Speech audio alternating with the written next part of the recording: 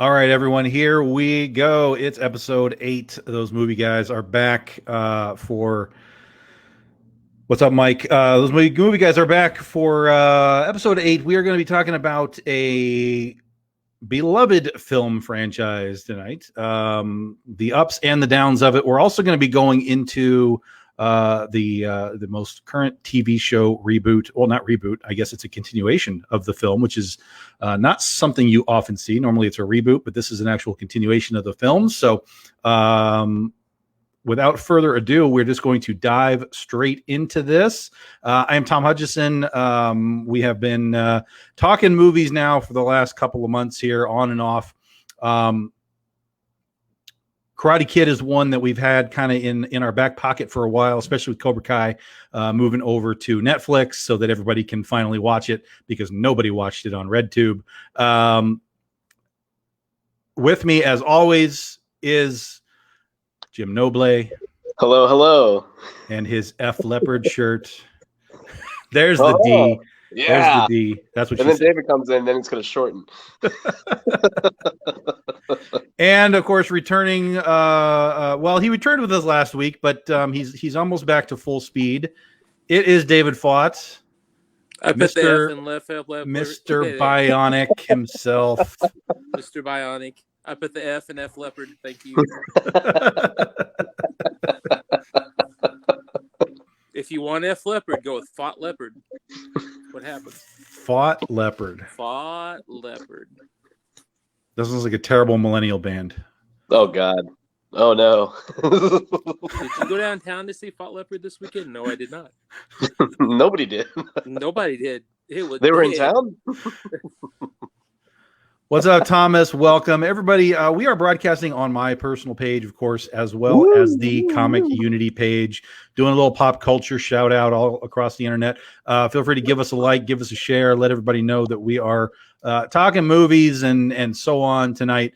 Like we said, tonight is the Karate Kid. We're going to talk about all of the films. We might even talk about the alternate reality version of Karate Kid. You guys are ridiculous. Ridiculous. Jackie Chan, man. It's Jackie Chan. Well, we can talk Jackie Chan. If we do that, we will get a lot of Chinese viewers, so that could boost the ratings. And that was close, Jim. So, what was the Karate Kid? 80 what? What was the first? 85. 85. I was going to say 84. It's 85. 85. Yeah. So we're talking. Oh, so it's actually got a. Oh no, that was last year. It would have been. It's what 35th ish. God, 35th anniversary. Wow. That's this year. Well, part 2 is the 35th anniversary this year. Whoa. Part 2 is 86. Yeah. Crazy. No, wait. Was it 85? No, it was 84. I don't know. That's why I asked. It's 8. Okay, so it's 84, but he wins the 85 tournament. No, it's 84, and then he comes back for the 85 tournament, even though the 85 tournament was filmed in 1989. That's correct. Yes. The timeline is a little shaky, to say the least. He's 27 in real life when he wins the second tournament, but in the franchise, he's still under 18. Yeah, so the Karate Kid was 1984. Yes, it was 1984. Okay, that's what we're trying to get to. We're trying to get to 84. I didn't see. I didn't see. I'm trying to think of what I saw in the Karate Kid. I don't think I saw a Karate Kid in the theater until I saw 3, which is weird. I don't know why, but because once it hit, back in the 80s, the cable was a big thing and all that. Once it hit cable and everything, I was, watching it on cable, but I didn't actually see it in the theaters. I saw 3 I remember seeing 3 in the theaters very specifically, and going, what the hell happened here? What is this? I don't understand what's going on. I didn't see the next Karate Kid in the theater, but I saw it later on video. Mm-hmm. And then I did see the China version in the theater, which actually wasn't bad. It was, I think the primary flaw with the alternate universe Karate Kid was the ages of the kids, because they were younger than, they weren't high school kids. They were like, Jaden Smith's like 10 years old. Yeah. They're like, what is like 8th and 9th grade? I don't know what ages those are. It was just, they were too young. Well, Like, it didn't make sense to me story wise and everything that they were just too young. And so that's where I think it kind of maybe went sideways. My biggest problem with it was at the time where literally Jaden Smith's career, all of his roles, for the most part, in most movies that he was in at the time, he was on reboot after reboot. He was in The Day the Earth Stood Still. He was in The Karate Kid. I think there was another reboot that he was in. It was like, are they just going to cast him in all the reboot movies? Like, I don't get it. Well, he's the reboot kid. He's the reboot kid. He's going to be in the next Men in Black. I was really wanting That would be hysterical. Oh, God. That would be hysterical. Men in Black 5. I was really, really, really wanting to see it. And like literally they had Will Smith on a what they call him, like a deal to promote it. And he says, I bought the rights for Karate Kid, just have my kid in the movie. I am not kidding you. He said that. I remember that. Yeah, I remember that. And I was like, nope, gone. I like Jackie Chan. I love Will Smith. I do like Will Smith. Don't get me wrong. Nah, and I never saw it. I skipped after that. I was like, nah, no, I'm good. Yeah. And he's the executive producer. It's an okay watch. Jackie Chan's Miyagi is really intense and really good. I mean, Jackie Chan's just fun anyway. But in this, Chan's awesome. This is like the first time I saw Jackie Chan in like truly it was a dramatic role for Jackie Chan. Right, it wasn't a comedic role. Exactly, 100%. Especially when he starts to talk about when you get into the story about his wife and how she was killed and all this kind of stuff. It was like shit, Jackie Chan can do this, man. He can do it. So if you haven't seen it, I'm not going to tell you not to see it. It's okay, but it is weird. The ages of the kids is weird because it's really hard to relate to like 10 or 11-year-olds kicking each other in the face. It just doesn't. It doesn't. It's something's weird about it. When you're in high school, I get it. You fight like in high school, but they were too young. When Mr. Miyagi is half the size of the kids that he's fighting, that's good. But when Mr. Miyagi is twice the size of the kids, it's bad. Yeah. Yes. Yeah. So watch it. It'll be on TBS or something. Give it a watch. Just for the Jackie Chan part. It's good. But yeah. So back to the real world Karate Kid. I actually took a sociology class. It was the only class I paid attention to my senior year. I took a sociology class. Or no, actually it wasn't my senior year. It was my junior year. It was supposed to be a senior only class, but somehow I was like, well, I just put me in there, and they were like, oh, okay, go in there.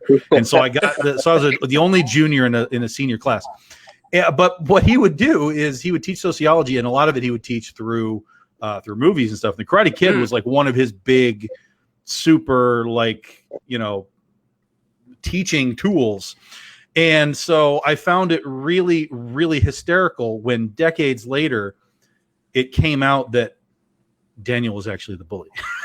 Yeah, right. Or at least from a certain point of view, we'll put it that way. It was really interesting though.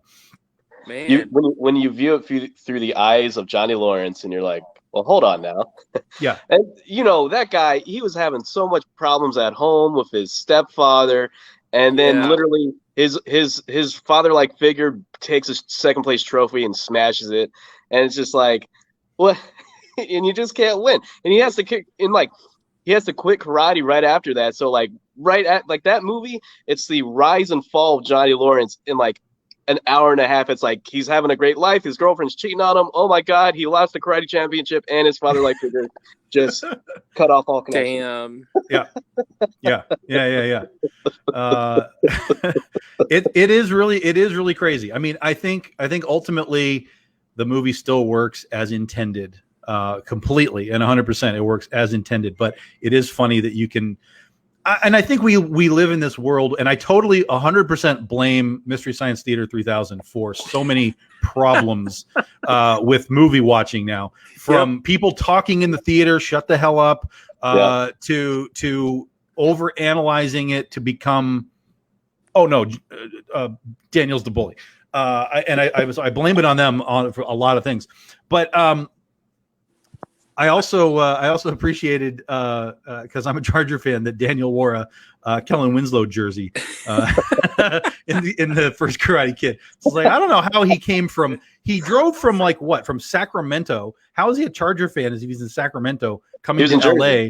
And there, that's right. He was on the opposite coast. So he comes from Jersey to California not even San Diego, and suddenly he's got a Kellen Winslow jersey on. I was like, that's weird. Like that's my team. It's not. Yeah, it's not. Yeah. It's like, I live in New Jersey where the Jets and the Giants play, but I'm for California some reason. I don't know. That was a weird thing, but I liked it. No, what happened was Ralph Macchio showed up to the set one day, and they're like, "Oh, good, you got a jersey. All right, well, yeah, go ahead, just wear it. We'll shoot you wearing that. That's fine. That's fine. Just wear Your character would wear that." So I had seen some interesting facts and interviews with the writer who wrote the Karate Kid. I think he wrote all three of them, or co-wrote all three of them. And he said the reason why the Karate Kid Part 2 takes place in Japan is because he wanted to go to Japan. I'm going to write my own ticket. Yeah, that's exactly what he did. That's why Part 2 is in Japan, is because the writer said, I would like to go to Japan, because he was also into karate, so he wanted to learn from other dojos out there, and he's like, yeah, let's go to Japan. Daniel and Mr. Miyagi go to Japan, their house gets demolished.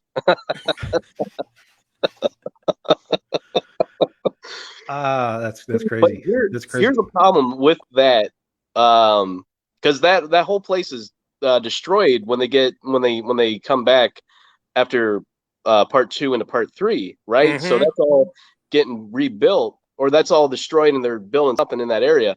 If you watch the Cobra Kai, Daniel's driving by, and he drives by the place, and he goes, "Hey, wait a minute." And then he goes in and looks around. He's like, I used to live right there. And it's like, wait a minute, wasn't this destroyed in Part 3? Oh, maybe they forget Part 3. They just go foot and right from 2. No, clearly they have not forgotten Part 3. Oh, really? Oh, damn. We're just going to drop spoilers, guys. So if you haven't seen season 3, it's going to happen. Season 3 has not, or Karate Kid 3 has not been ignored by Cobra Kai at all. In fact, it is very much alive and leading into season 4. But let's go back to the first one, and we can tie it into Cobra Kai a little bit here, because of course it took 3 seasons, but we did get Allie to return, another one of the characters, which I thought was great. I mean, I kind of thought maybe, I don't know, maybe she's not doing anything else, but I was kind of like, maybe she's sort of like too big to come back. She saw that it got picked up by Netflix, and she was like, that's Netflix money. They can put an extra 0 on. Yeah. And that's why you see all these actors from the other movies in the series now. Yeah. You're not a YouTube show anymore? Oh yeah, I'll be on. For sure. RedTube? Oh crap, hang on. Grab my purse.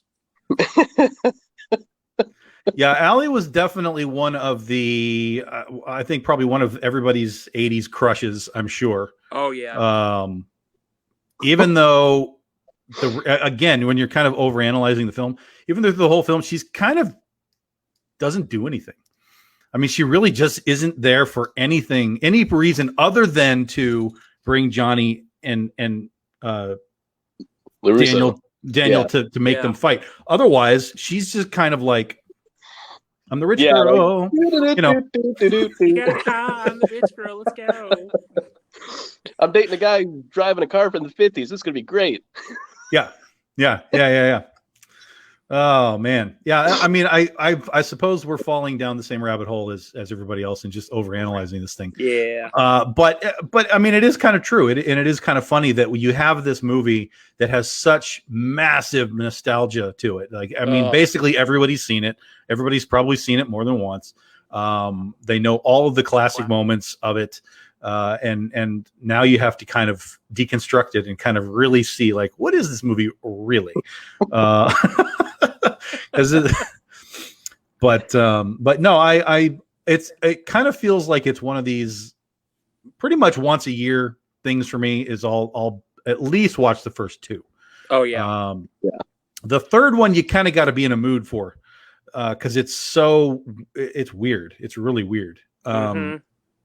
We can talk about that too, but what I really like about the first 2, I mean, if you just kind of ignore the last 2, the first 2 are such amazing bookend pieces, where you start and where you go. The second one is such a basically, it's to me, it's a nearly perfect movie.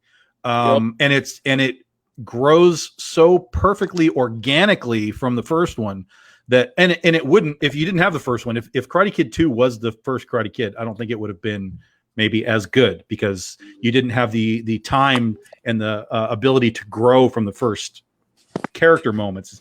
So obviously everything comes from the first one and then you grow, but that was the best part of the second one, is it's like all the stakes are raised. Like literally, you're not just like, I won a trophy. Now it's like, no, you're gonna die, dude, if you don't win this. Like, watch your ass. Here. This is this is a death match. I agree. Like, and like you, that's like when you asked if I watched Cobra Kai. Like, it took a lot for me to watch Karate Kid 3 when I was younger, because to me the first one and second one were just so perfect, just so okay. We had this, then we had the tragedy. That was it. I was happy.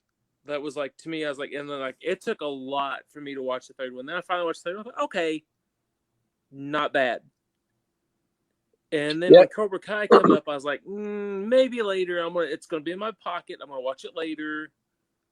And then now everybody's like, oh crap, they tie this in, which I haven't seen it, but I know a lot about it because everybody's. You haven't seen any of the Cobra Kai at all? Like, not even one or two? Oh, okay. But which I don't care. Spoil it. I'm gonna watch it anyway. I don't care. But it's, I mean, the thing with the spoilers on Cobra Kai is they're basically just, hey, this dude showed up. Yeah, that's what I've heard.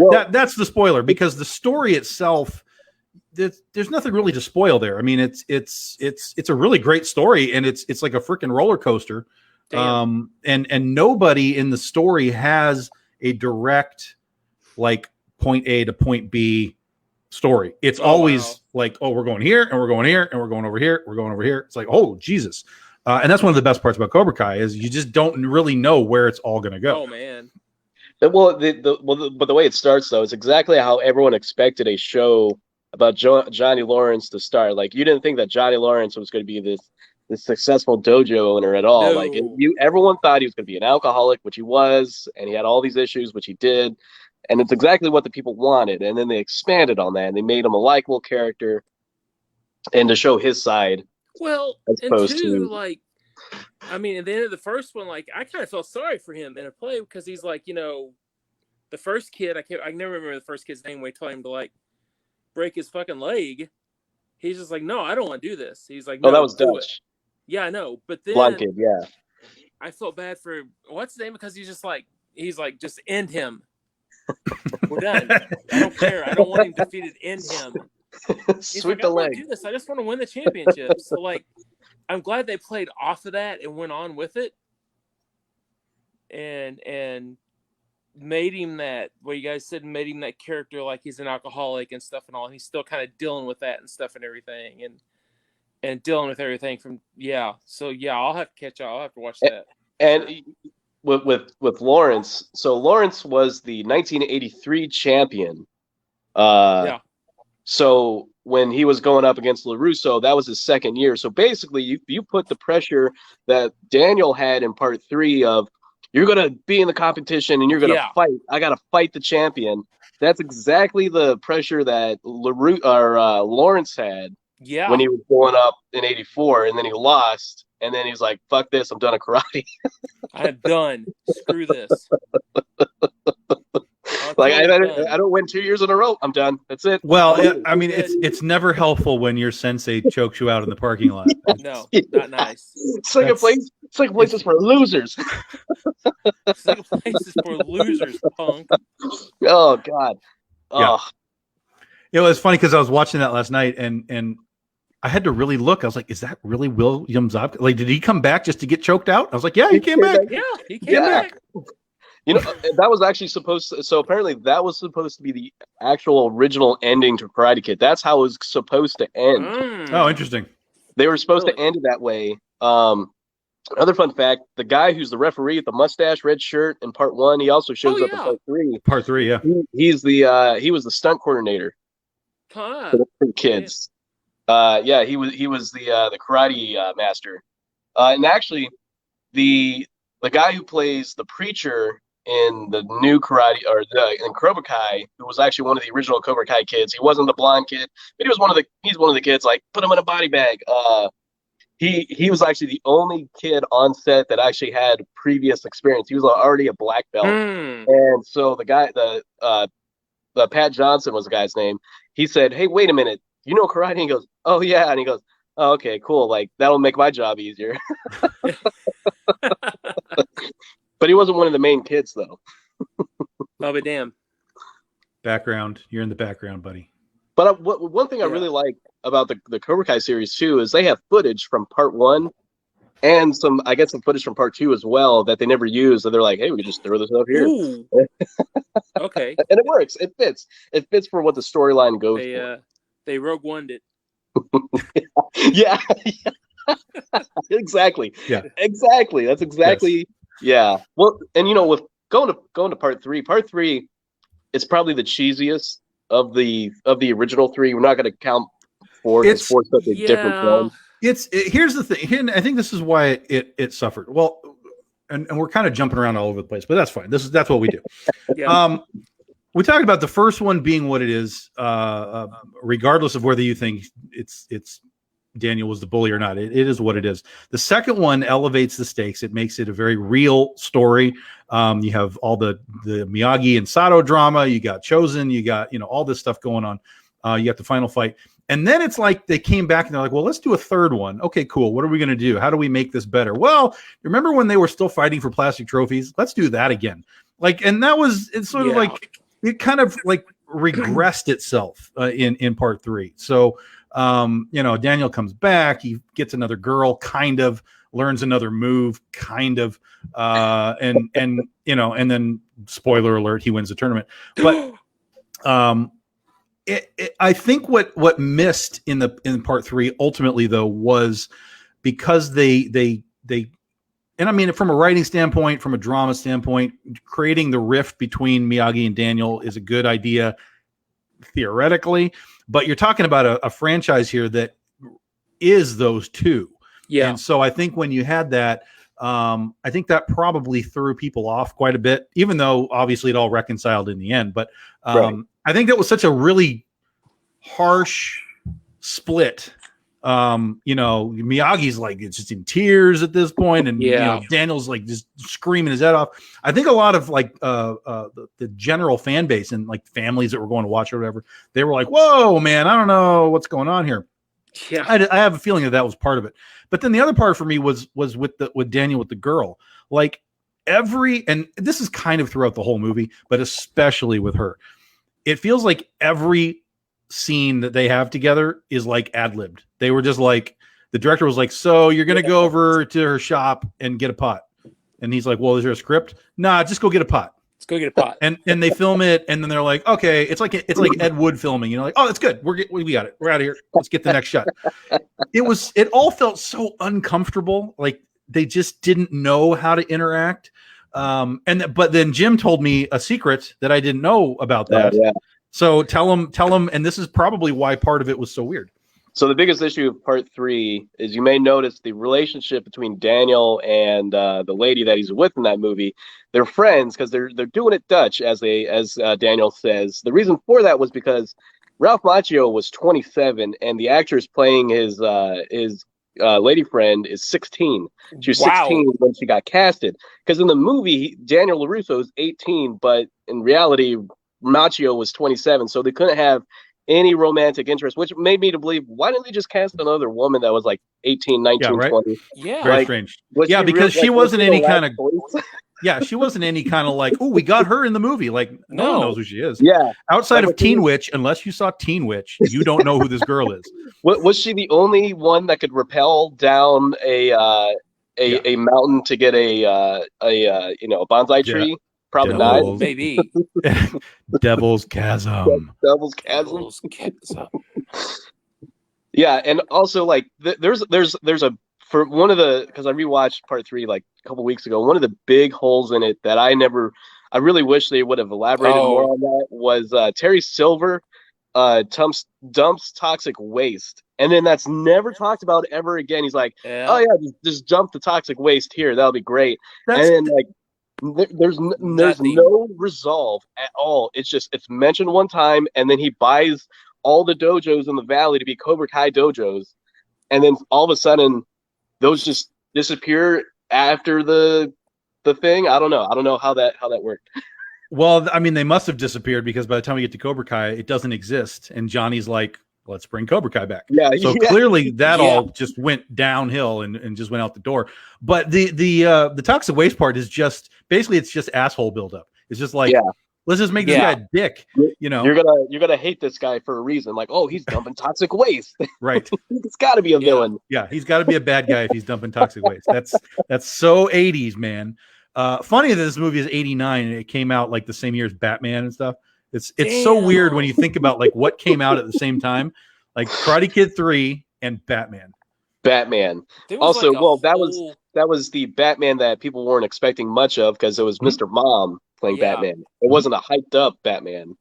That was the people writing in on letters telling Warner Brothers, "Hey, we don't want Mr. Mom as Batman." This was before the internet, kids. Yeah. Well, we're on here right now. We didn't have this back then. So I'm gonna. Speaking of soundtracks, the Rocky guy did the soundtrack for the Karate Bill Conti. Yeah, Bill Conti. Yep. Well, yeah, he did the score, and then there was, of course, like the music soundtrack. Right. You know, you're the best around. You know, all that kind of stuff. But really, Bill Conti did. I don't know if he did the third one. He probably did. I think he did. But they're great scores. I mean, they're just great music. Yeah. Bill Conti is a fantastic conductor, I guess, composer. Right. But let me go back to we'll talk because this is what was happening on Facebook today when I was being challenged. So I basically said that the Karate Kid 2 is basically a near perfect movie. Like it's so close to perfect that there's almost nothing to talk about. It made the same exact money that the first one made. Yeah. Oh yeah. Yeah. Interesting. I personally think it's a better movie. Just because, like we talked about, the stakes are escalated. It's more real in that regard. And what's funny is in Cobra Kai, Kumiko comes back, Daniel's girlfriend, and she did an interview later that she even though she was in Cobra or even though she was in part 2, she still thinks that part 1 is the better movie. I'm like, no. Part 2 is a better movie. Part 2 is better. Yeah. Let's be real. But here's the part that always threw me, and I kind of feel like if we had gotten more, it may have made more sense. But basically, Daniel has been doing karate for like maybe the extent of a year. By the time he goes to Okinawa, he goes and meets Chosen, who has been a karate student basically his whole life. And has 0% body fat. And while I have no problem with Daniel sort of like getting the best of him throughout the thing, like he knocks him in the balls and whatever, he kind of jukes and jives his way through. When he gets to the end and it's like, this is for real. I struggled with the idea that Daniel could win just a bare-fisted like brawl thing. Now, from a writing standpoint, from a story standpoint, obviously we know he has to win. But the way that he won with the drum technique thing, we only got basically 2 scenes of him understanding the drum technique. The first one is where he almost killed himself with the spike comes down and tears his shirt off, and he gets knocked in the water, and he's like, well, that was stupid. And Miyagi's like, yeah, that was stupid. And then he basically just gets the little drum thing, and Miyagi's like, yeah, you ask the drum later about what's going on. We're like, oh, okay, what's going on? But then that's it. Like the drum is gone. Like the drum technique is gone. There's no training. There's nothing. And so when you get to the end and all of a sudden everybody's like dunk, dunk, dunk, dunk, dunk, dunk, dunk with their drums, and you see Daniel be like, oh yeah, drum technique. And then he starts like, womp, womp, womp. If we had a little more drum technique scenery, in the film, I think maybe that would have landed a little more. And that was part of the discussion I was having with this guy on Facebook who was like, there's no way that Chosen would lose that fight. And I was like, yeah, I mean, I know it's kind of a stretch, and we started going through all of this stuff, like, and like, he fully believed that Chosen should have won the fight, that would have restored his honor in the eyes of the crowd. No. And then Daniel would have been beaten, so he would have learned humility, and then they would have been like friends after that. I'm just like, what are you talking about? None of this is real. And I just kept going back and forth, and I was like, no. And then I told him, I was like, remember, Sato just renounced him. I mean, Chosen winning and theoretically killing Daniel, because that's what they were doing. It was a fight to the finish, guys. This isn't a 3 points and you win. I mean, Daniel would be dead. So there's no story to be gained. He was like, oh yeah, I forgot about that part. And I'm like, yeah. I mean, there's stuff here. You just have to kind of peel the layers back a little bit. But yeah, that was really the only part of the movie that I was like, it's fine. But I think it would have been cool if there was like actual, like even the crane kick in the first one. You see Daniel practicing the crane kick. And even though it's very brief, he's doing it, but you never see him trying to figure out the drum technique. So that's really the only part of Karate Kid 2 that I'm like, we'll run with it. When Chosen comes in, when he's sliding in on that wire, right? Yeah. The actor actually did that stunt, and he said that he was terrified when he did that.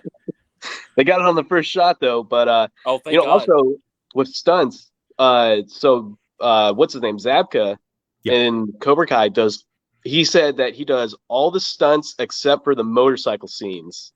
Like, oh damn, he'll do the close shots, like where you see his face, but like he doesn't know how to like really ride a motorcycle. But like all like him fighting scenes, like that's all Zabka. Damn. So, but he wasn't a karate guy, right? They had to teach him how to do that stuff. Yep. Yeah, he had to learn.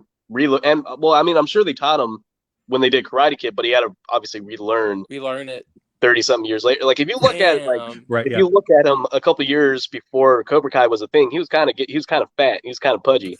He wasn't like, fat bastard or anything like that, but like but he's a 40-year-old dude, that's he's an actor out of work in 30 years. He's like, ow.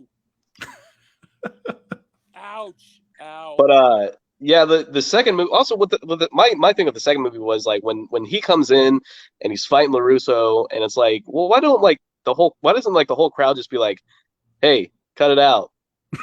Stop it, you two. Yeah, I'll tell you, listen, I have all the answers. I have all the answers for you. The answer is, and it's kind of rolls with what this guy was talking about, where he was like, he Chosen is fighting to get his honor back. That was it. It's in Okinawa on a very serious, like that was it. And so they were going to kind of let it happen. Now, in my mind, if Chosen were to be like about to kill him, they probably would have jumped the thing and been like, okay. You won, chill out. But yeah, no, that was it. That's the thing. The Karate Kid 2 layers everything very perfectly. Talks about honor, talks about why, talks about how. It doesn't go away, because Sato's now 40 years later, whatever it is. Sato's just like, well, let's go. Here we go. Yep. So yeah, there's definitely, what he and I love this term too, because this guy on Facebook was like, so I mean, basically Daniel had some plot armor for him, and I was like, yeah, of course he has plot armor. He's the hero, But I was like, that's a brilliant term. It's such a great term, and I love it so much. Yeah, plot armor. But it's true. He had some plot armor. He had to have the plot armor because he's the guy. But there really wasn't. And he told me, he was like, so how do we write this so that Chosen wins and we go? And I'm like, you can't. No, it defeats the entire point of the movie and the characters and everything that was set up. So you can't. I said, literally, it took Cobra Kai to sort of rectify the entire Chosen thing. Yeah. Because spoiler alert, Chosen returns in Cobra Kai in over course of a couple of episodes, which are really good. When Daniel goes to Okinawa and Chosen's there and Kumiko's there, it's like, these are really good. Even the girl that he saves from the bell, makes a quick appearance. Obscure character that no damn. one would have remembered unless they showed that shot from the movie. It was like, wait, what? How convenient! Like, who would have thought? Like, man, if I didn't save that girl, like my business, my car dealership would be out of business. Damn. Now that's some plot armor right there. If LaRusso didn't get on the first class plane ticket flight with Miyagi to go to Japan, and done the whole part 2, then yeah, he would definitely Wow. save that girl's life, and then that saved his dealership. Yep. That's luck there. And there is some characters in Cobra Kai that, because obviously, Karate Kid, it's about kids learning karate. It's about, it's not just LaRusso. There's other kids that are involved. Cobra Kai also has kids, but also like they level it out by focusing on obviously LaRusso, Lawrence, and then of course they have kids who know karate or want to learn karate. Nice. But there's some characters in it that are like, do we really need this character? Stingray, for example, there's a character in the show called Stingray, and he's probably my age. I want to say maybe like close to his 30s. Maybe he's in his 30s. He's in season 2. He's only in season 2. And he joins Cobra Kai. I didn't remember who he was until you just did it. Like, oh my god, yeah, Stingray, that's right. Holy shit. He's only in season 2. And so before we did this, I specifically watched 2 episodes of season 2 before we started. I watched the episode where Lawrence hooks up with the Cobra Kai buddies from the original movie, and they're driving around and they're hanging out because one of them has cancer. Yeah. One of them has cancer and dies at the end of the episode. And then, and he literally had cancer. He's dead now. The actor. Shit. They literally put that into the story, and then he died not long after the episode. Shit. And then so I watched that episode because I was like, I got to get that feel, those kids, because they were it's connected to the first Karate Kid heavily, and that's where there's scenes from that movie that they cut with them like hanging out on motorcycles right before they go to the beach and then break Allie's boombox. And then the last episode where the kids are all fighting and then they paralyze one of the kids, but the guy Stingray, he shows up to the school and is like, I want to be your security guard. I won the Black versus Red challenge at my dojo, which is pretty well known in the Valley. And then he goes on to kick like 10 kids' ass in this school. Now, it's a high school, and then he beats up these kids. And then at the end of the episode, so during the season 2, that's when what's his name? Kreese shows up. And is like, I'm gonna help you make Cobra Kai better than what I had it to be. And then, of course, he does the whole double cross and then turns against Lawrence. And then he goes, you failed Cobra Kai, and I own it. And then so he kicks out Johnny Lawrence at the end of the season. And in the dojo, like all the students are there.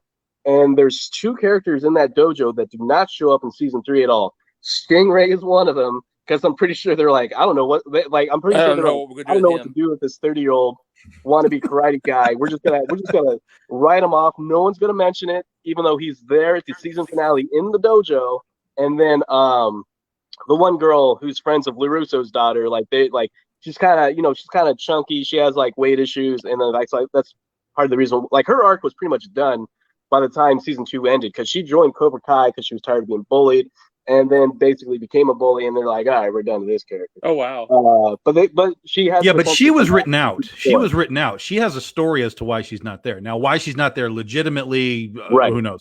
But they actually gave her a story that she was like, they moved away or something. And, wow. And the Stingray guy, like the principal of the school mentions, that guy never worked for us. He never worked here. We don't know anything about him. And like, it's never mentioned again. No one ever says anything about it. Priest never says anything about it at Cobra Kai. Like he doesn't show up at all. So I don't know. Yeah, that was a weird one. But and also like the arcs. There's certain arcs of the characters. So there's Johnny Lawrence has a son who LaRusso trains to be a Karate Kid, and then he shows up at the All Valley tournament, almost wins but doesn't win. And then they're like, LaRusso's still training him. Then Lawrence finds out that he's training his son, and then blah, blah, blah. And all that stuff goes back and forth. And then literally it turns when he cripples a kid, and then all of a sudden Kreese becomes the father figure.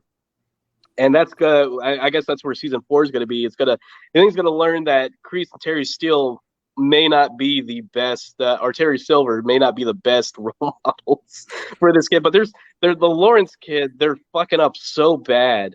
Like I don't know what redemption he's gonna get. But I can tell you, out of all those kids, the one I hated the most, there's one that has a mohawk, and he's got like one of those. He's got one of those. What do they call them? Cleft lip. He has cleft lip.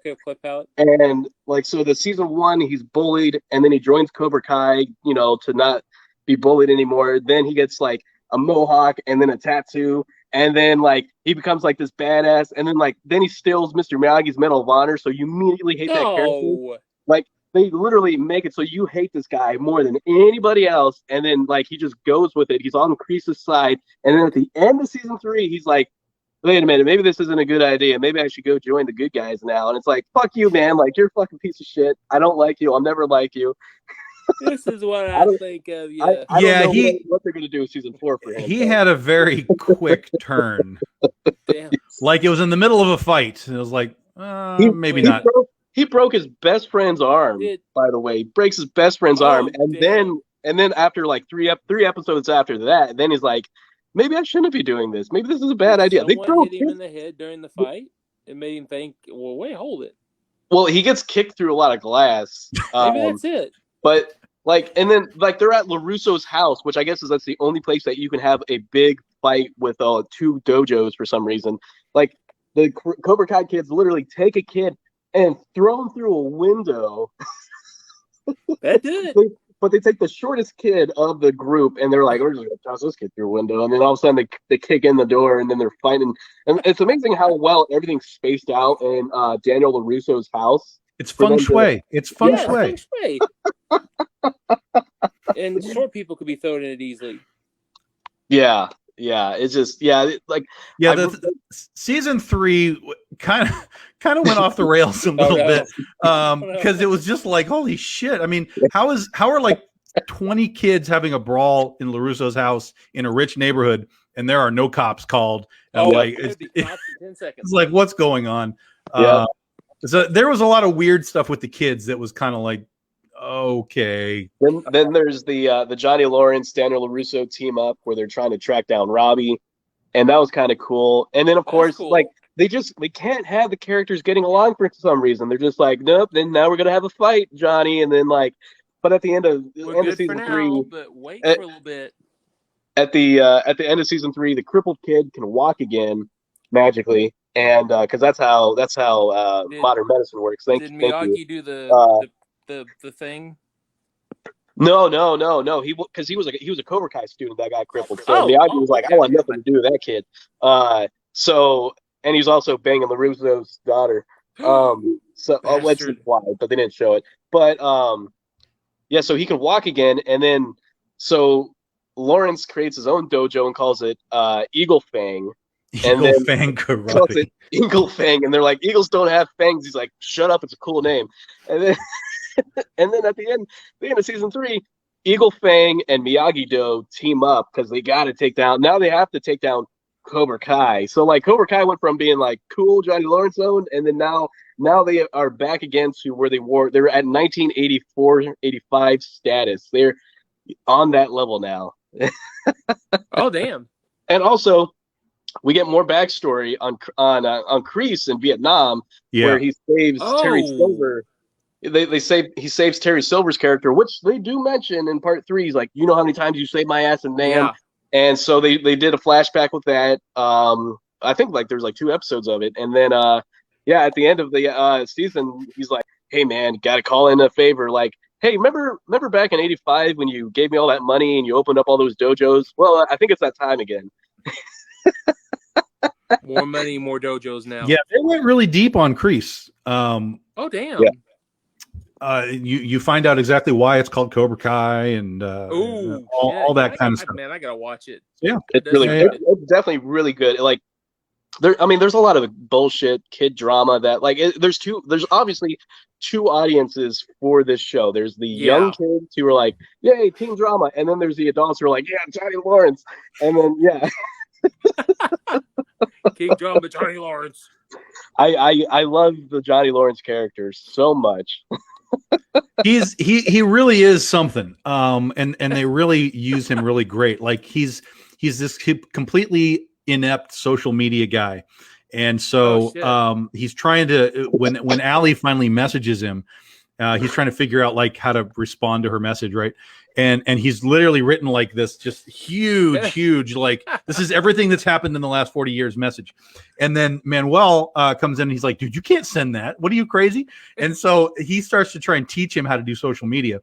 And Johnny's just is like basically going through and like liking all of her pictures and and trying to copy what she's doing so it looks like he's into the things that she's doing. You know, he takes all these crazy pictures like eating salads and stuff. Yeah, and, like just ridiculous nonsense. Nice. It's really funny. It's really funny how they use his character. He comes off exactly as he needs to.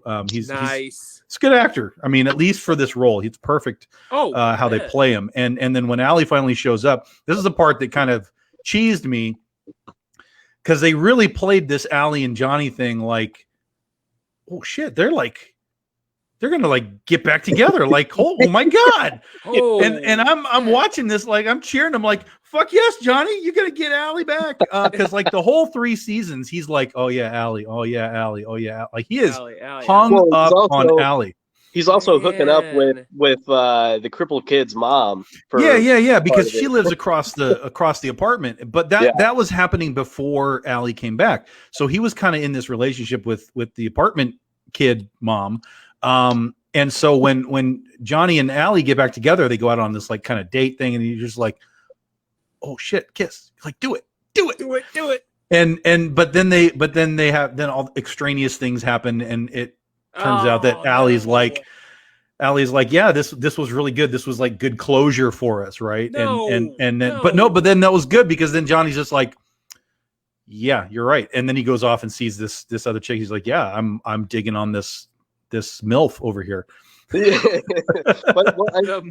the other thing I really enjoyed about it is you get a little more backstory with part 2 where Daniel shows up right after prom. He goes, you won't believe this, she's going out with a linebacker from a college and she wrecks the car. But then she tells her side of the story. You get to see what she says. She's like, well, first off, those brakes on that, I told you to check those brakes on that car. And it was you who crashed it, Daniel.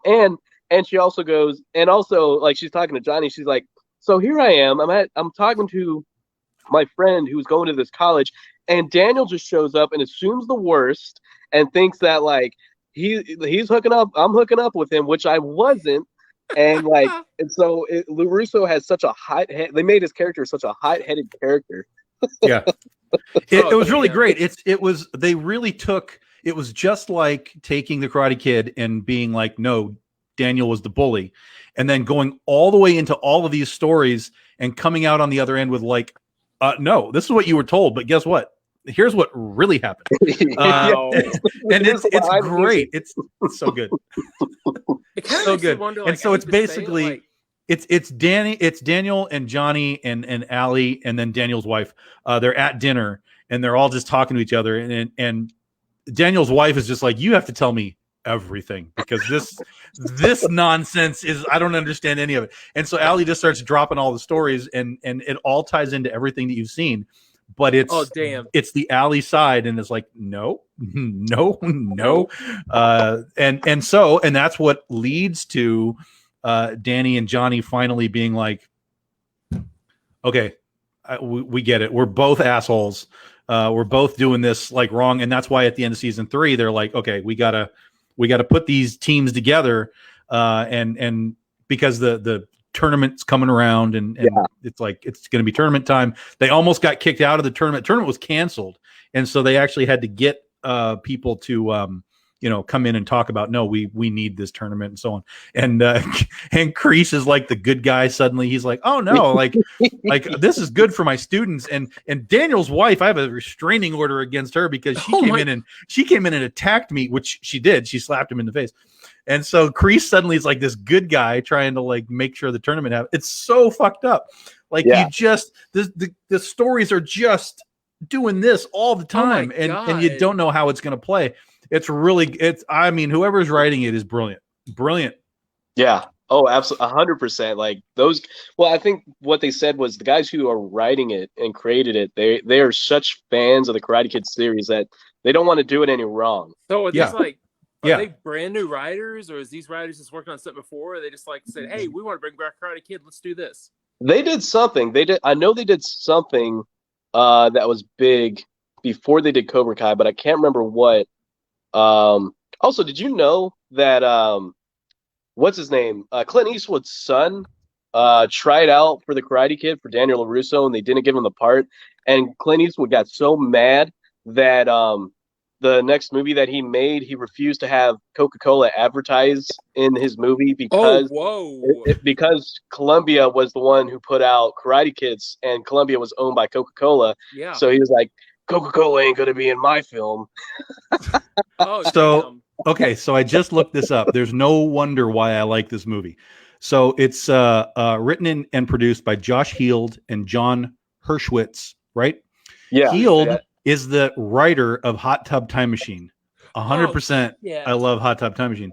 Me too. Then the other guy, Hurwitz, and Schlossberg, they created the Harold and Kumar series. That's what it was. Oh my God! Those are the writers and the producers for Cobra Kai.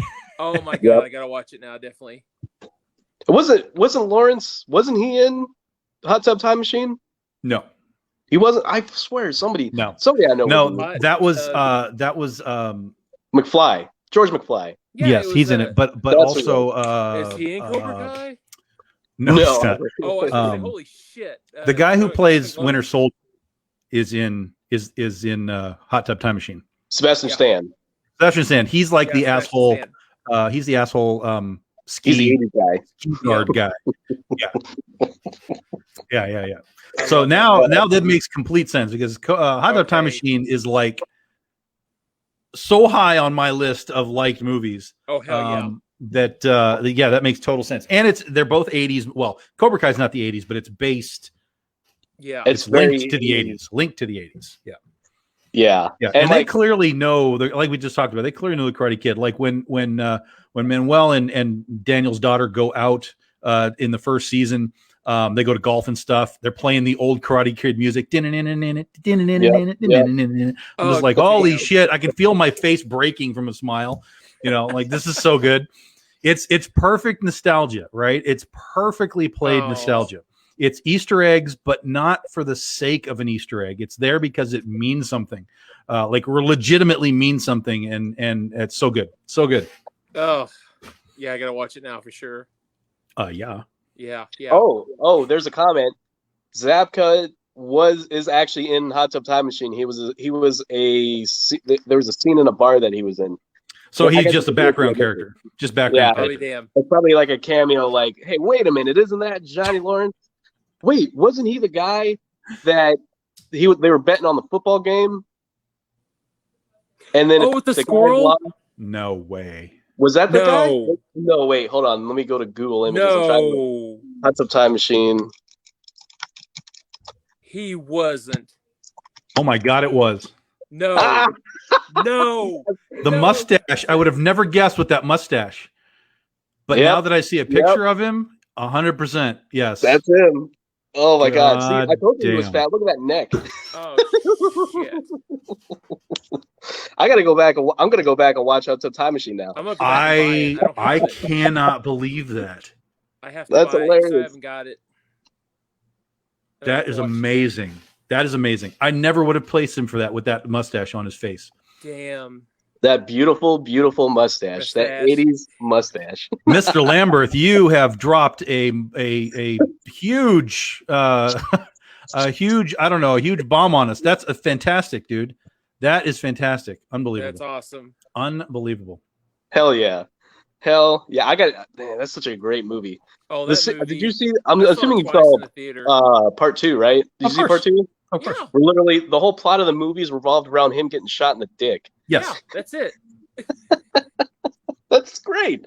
I love that. It was still funnier in hell. I'm sorry. It was great. Motley That Lou. first one, the whole Crispin Glover losing his arm gag. I love that whole thing. The first one is so good on so many levels. We're gonna have to do a Yes. time travel movie Yes. thing Oh, one yeah. of these days. Yeah, I'm in. Oh my god. But just the Hot Tub Time Machine. Now that William Zabka's in it, it's like it's so much better now. It's Oh, so yeah. much better. Oh my god. It's a But much it's more so good appreciated from film. it's so good from just the time travel standpoint, the paradox standpoint, how they get around some of that stuff. But then it's got like this underlying theme to it that is the John Cusack character, which is basically embrace the chaos. Like just stop trying to control everything, run with whatever it is that's happening, just run with it, embrace it, go with it. And I love that. So so Hot Tub Time Machine like speaks to me on many, many levels. And now one more with William Zabka. May I say the best fucking opening to any movie I've seen in a while. I'm sorry.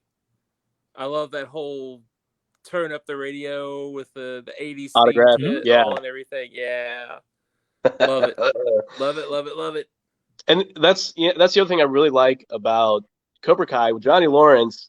Johnny Lawrence's style and likeness with movies and music stayed in the 80s. Yeah, totally, 100%. He is me. Students, He is me. Yes. You know, he's driving the Camaro. I don't know if it was a Camaro, but it's some kind of like an 80s car and stuff. It's just like Firebird. It was Firebird. Firebird. Yeah. It's 100%. He's just like the 80s.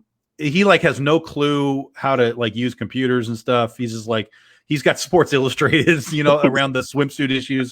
He's trying to sell those for money. Yeah, it's so great. It's so great. They're just like, you have nothing of value here, sir. He's like, the internet. What the That's fuck awesome. is the internet? And then when he finally gets on the internet, it's hysterical. He doesn't like type, you know, like sex or porn or anything. He types like hot girls, like the most generic possible search term. Well, what's even funnier is he takes it back to the pawn shop that he buys it from. He goes, it doesn't work. And he's like, did you hit the power button? He goes, yeah, I've been hitting the Apple. And he's like, no. They says it's wireless. No, you still have to plug in the battery. But you said it was wireless. Oh, jeez. Yeah. Oh man, and it's so great. He one of his students is listening to Rat, and he's like, all right, yeah, he's listening to Rat. And like there's scenes where he's sitting in his apartment and he's drinking was it Banquet? Coors Banquet. Always a banquet, yeah. Oh shit. And he's watching Iron Eagle. Yes, freaking Iron Eagle. I love that movie. God. And so he's what's his name? Zabka said in an interview the only likeness between him and his character Johnny Lawrence is that he also drank Coors Banquet when he was in the 80s. He said that was his first beer. Oh my god. Classic. Oh my god. That's awesome.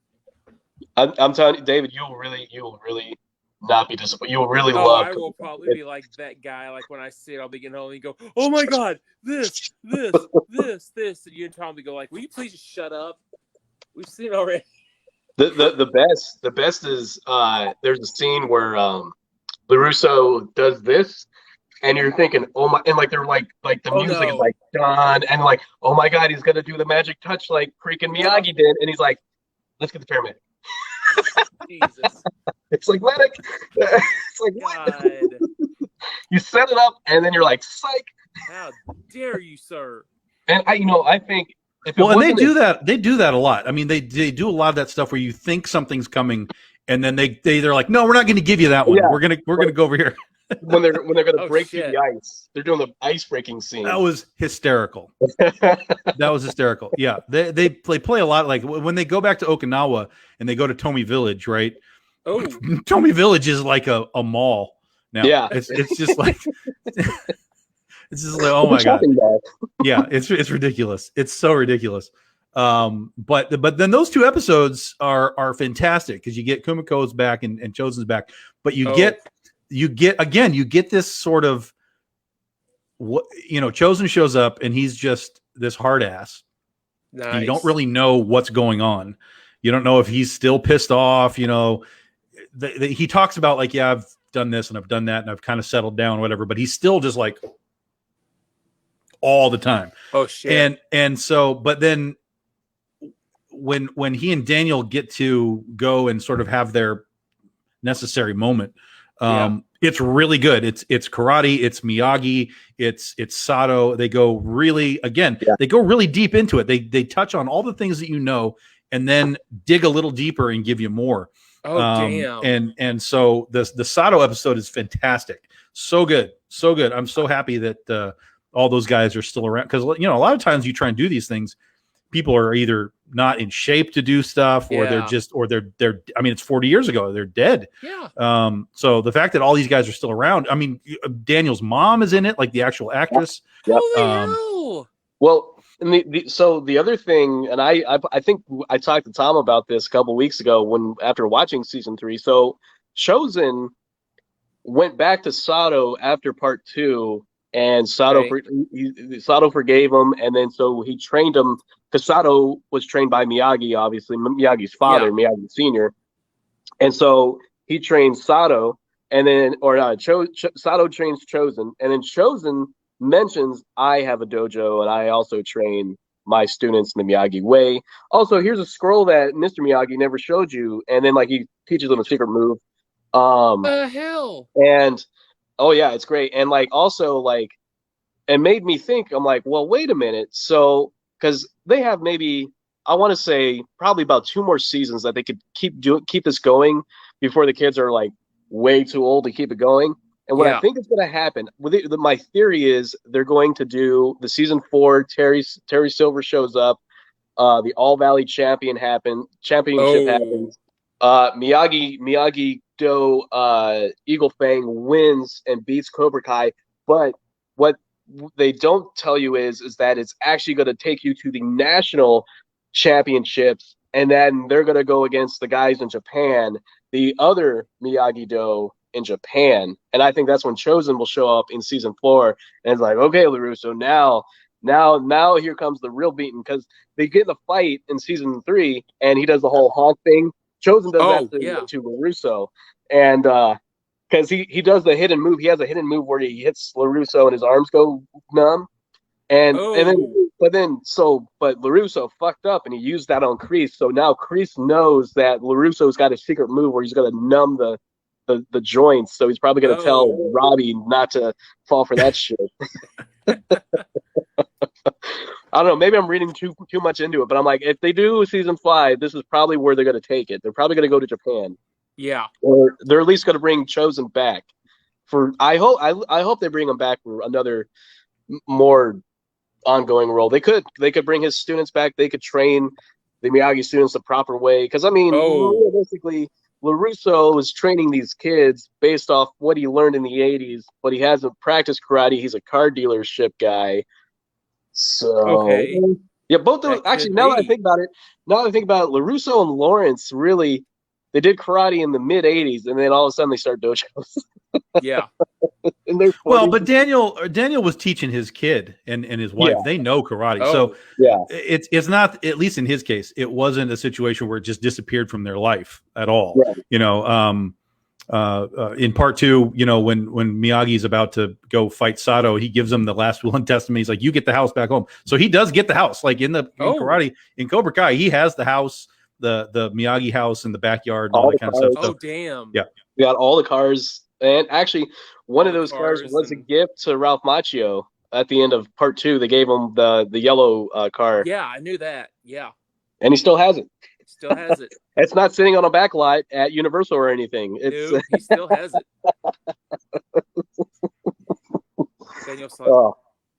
But there's one thing that we haven't talked about. We haven't talked about the next Karate Kid. So and I think that in a similar way of part 3, where it kind of regressed from the elevation of part 2. Yeah. When you did part 4, I think it was a logical thought process. Like, okay, Daniel's not a kid anymore. We got to move on from the kid part of this. How would we do the Karate Kid and change it up? We could have him train a girl, blah, blah, blah, blah, all this kind of stuff. So all of it logically makes sense. Yeah. But it's such a basically a do-over from the first one. It's just like, okay. And what's the difference? Oh my gosh. Oh my girl, don't look at me, when he comes into the door. It's like, so it has like kind of these really horrible cliche jokes and stuff, it works. Like if that was the only Karate Kid that ever existed, it'd probably be fine. It's like, okay, I get it. But because you had the first three, it really kind of, it's almost like Indiana Jones, part 4. It's like whoosh, that goes right to the bottom because nothing here is of any grandeur or noteworthiness. It's fine. Michael Ironside is bad guy, and Michael Ironside is bad guys. Always, that's all. You're on the right start. You're on the right path. Yep. You should have done more with it, though. Yeah. you had your villain cast. Yeah, you had so much time spent away from the bad guy because she went to the monastery. Yeah. And they spent a lot of time there, which was her training period, So obviously you had to have that kind of stuff going on. But killing they bugs. spent just or not killing bugs, not killing bugs. Jumping off of rocks and stuff. They spent so much time there that it kind of took away from any sort of real like dramatic bad guy buildup. Yeah. So like with Johnny was through the whole movie. So even though Daniel was being the dickhead, he was there, and there was always something happening. Whereas here, it was just Michael Ironside had some bad guys doing karate and yeah. And it's not even a tournament setting. Literally, the only reason why Miyagi is there is he's at a they're honoring his battalion. And then he goes to the wife of one of his army buddies, and he's like, "Hey, how's everything going?" She's like, "No, not too good." And he's like, "Well, why don't you go to my house? I'll take care of your granddaughter." That's not weird at all. Like, I haven't seen you in 50 years since World War II ended, but yeah, you could take care of my granddaughter. That'd be great. You teach her a lesson, Mr. Miyagi. Like, wink, wink. It's weird. It is weird because, like, and also like, her grandmother doesn't even have like a sit down. Like, hey, by the way, this guy who worked with your grandfather during the World War II is going to be taking care of you. Like, she's just like, all right, I'm out. Bye. It's very sketchy. It's very sketchy. Yeah. Walton Goggins is in the next Karate Kid. He is. So Walton Goggins, you saw Django, right? Sure. Yeah. He's the guy who's about to cut off the Django's balls in that movie. Oh, okay. All right. Yeah. He's in a lot of things. He was the bad guy in the Ant-Man and Wasp movie. One of the bad guys. Oh shit. He's in a lot of things. He's in Vice Principals with Danny McBride on the HBO, which I know Tom doesn't like. But he's a blink and you'll miss it cameo. I just looked it up, and I was like, wait, Walton Goggins is in this movie? That's pretty cool. Because out of everyone else in the cast, other than Hilary Swank and obviously Pat Morita and Michael Ironside, nobody did anything after that movie. Hey, Michael Ironside did Starship Troopers, so shut up. No, I said. Yeah, but that was before. That was before Karate Kid. It was after. Was it really? I was going to say, Karate Kid was 90. You have a heart attack. It was 94. So yeah, Starship Troopers was 97, 98. 98. It's a couple years after. It was in the It was in the later night. I'm pretty sure it was 97. Saw it twice in the theater. 97. Yeah. I think. I love speaking of that's what definitely another that movie 94 and 97 we should do a Paul Varharn movies. No, or we should do a books that movies are based on, because Starship Troopers is actually a book. Yeah. That they based the movie on the movie. We should do that, like how they totally changed it. Like the Starship Troopers. I don't read books. Starship Troopers, like the book of Starship Troopers is nothing like the movie at all. No. But that's the answer to the Howling book is not like the Howling movie. Jaws is not like the Jaws book. I mean, that's normal. It's like that's the normal thing is, hey, we have a concept and we're going to just change it all for this. It was like the Howling 2. Gary Brandner, who wrote the Howling trilogy, Gary Brandner somehow was wrote the Howling 2 movie with somebody else. Huh? And I was like, what the fuck? How did you write this, dude? Because this is just Twilight before Twilight existed. This is just werewolves banging each other and howling. And like, this is weird, man. What did you do? What? But even in the book or in the credits for Howling 2, it says based on the book Howling 2 by Gary Brandon. I'm like, no, there's nothing that is based on anything here. I know that they bought the rights to the trilogy, but it's like, no, this is weird. This is some weird crap. It's outrageous. It's right here. Totally. Like, it mocks me every day. Like, haha, we made you watch me. That movie. Hell yeah, of course I have that movie. Holy shit. Who do you think I am? Oh my God. I didn't think you'd own it though, because that movie, the first one. Well, listen, this thing is like super expensive. And I was and so I've been watching for it because, well, I wanted a Blu-ray, but they're just too expensive. And I'm not spending like $60 on this pile of crap Sybil Danning movie. But I found this at a used place for $10, and I was like, oh my God, I'm in. So that's fine. I can't give you shit. And then I wasted 90 minutes of my life watching Sybil Danning howl, just howling all the time.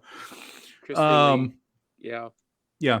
And what was hysterical was, and I didn't understand why they did this at all, because it is a sequel to the original, very loose, because it starts with Karen White's her funeral. Yeah. And so then Peter Cushing's, or not Peter Cushing, who the hell is it? It's not Peter Cushing. Christopher Lee, he gets the stars together and he's like, so Karen White was a werewolf, and they're like, no, she's not a werewolf. I'm like, yeah, I'm going to show you the footage. So I'm like, oh, okay, cool. They have this footage from the original Howling. He's going to play the VHS. And so he puts the VHS in, and it's this really terrible, horrible makeup. Like we were going to refilm this for whatever reason, instead of using the footage that we actually have. And it's just this god awful makeup and I'm just, okay, I'm going to watch this movie, but maybe never again. Because it's just terrible. It's just terrible. It's yeah. There's Sybil Danning in her crazy latex thing. Yeah. Sybil Danning boobs later on, and all the time, and that doesn't even help. And segue. Segue. So, we're on the Howling now. Yeah, but we're going back to Cobra Kai, which Cobra Kai I don't know has it have boobs or not, but you guys can answer that. Well, back in. There are boobs, but they're kids, so you can't say anything. No, even though the actresses are definitely over the age of 18. He means nudity. No, there's no nudity in Cobra Kai. No, there's no unfortunately, but no, there is Playboys or Sports. No, the Sports Illustrated. It's swimsuit issues. Yeah, swimsuit issues that he tries to sell. But also going back to the next Karate Kid. The way that movie ended, by the way, dumb ending. What's like? It's just, I'm gonna kick Michael Ironside's ass, and then it's not gonna cut back to grandmother showing up, and then she has a hawk. There's a hawk in that movie. Yeah, that's never really they don't really elaborate much on the hawk. And also, how does no one else in the school take care of that fucking hawk? She just hides it on top of the school, and then has to break into the school every night to feed it. And care for it. It's like nobody knows, but nobody's hearing these hawk cries in this cage. 90s. What 90s the hell? That hawk. Take care of that hawk. And we're just gonna fade Miyagi doing this at the end of the film. Yeah, but that's how they do all of them. Yeah, because they did that in 3 too. Yeah, literally all of them. All the movies. Yeah, it's like 3 does. It should have been. It should have been Mr. Miyagi getting off the flight, LaRusso picking him up at the airport and going, "How was your trip, Mr. Miyagi?" And then he just goes, and then it cuts. Good Daniel-san. Hey, well, no, he shows up and he goes, "Oh, Mr. Miyagi, you won't believe this. We went out of business at the bonsai shop," and he's just like, "Ass kicking you're getting." Which they do. The bonsai shop does fail. They do mention that in the first season of Cobra Kai. And then also I guess Mr. Miyagi is the reason why Daniel LaRusso is a car salesman. Question to you guys real quick, and this is going to be a stupid question, but I'm asking because this is the first time Was that the first time you knew anything about a bonsai tree? Yes. What now? Was What is thanks it? to Karate Kid 2 was the bonsai tree? Is that the first time you ever heard of a bonsai tree? Prior to the movies? Yep. For me, yes. For me, it was. That's the first time I learned about a bonsai tree. No joke, because I wanted one so bad after that. I'd say probably. I'd say probably, yeah. Yeah. It seemed like a lot of work. Yeah. I still wanted one. I was like, it's going to be a lot of work. But Well, yeah, because 1984, I was. How old was God, I? I was like 13. I was -9. I was. Wasn't I was 13. And plus, that's the funny thing is, again, I didn't see it in the theater, so I saw it probably a couple of years later. Yeah, so you was probably about 15 or so. I was probably like 15. Yeah. But I was playing with Star Wars toys, man. I didn't know what a bonsai tree was. Bonsai tree. I want the Millennium Falcon. Did you guys ever play the Karate Kid Nintendo game? Oh God, yes. No. Yes. The original Nintendo? Yes. Is it good? It's so bad. But it even has the drum technique in it. Yep. Oh my God. Part of it, you go to Okinawa and you have to like dodge the thing. Yeah. Yes. That was like it's really bad 8-bit, super 8-bit. Just it's I think it wasn't it the same ones that made like Friday the 13th and Nightmare on Elm Street and Who Framed Roger Rabbit in the back? Yeah, but it's way worse than those. Oh yeah. Nightmare on Elm Street. Or not Nightmare on Elm Street. Friday the 13th. Friday the 13th was really bad. Yeah. It's a really bad game. It's a really bad game. Let me reiterate, that's a really bad game. We did finally beat it. Like it took us so long to beat that fucking thing.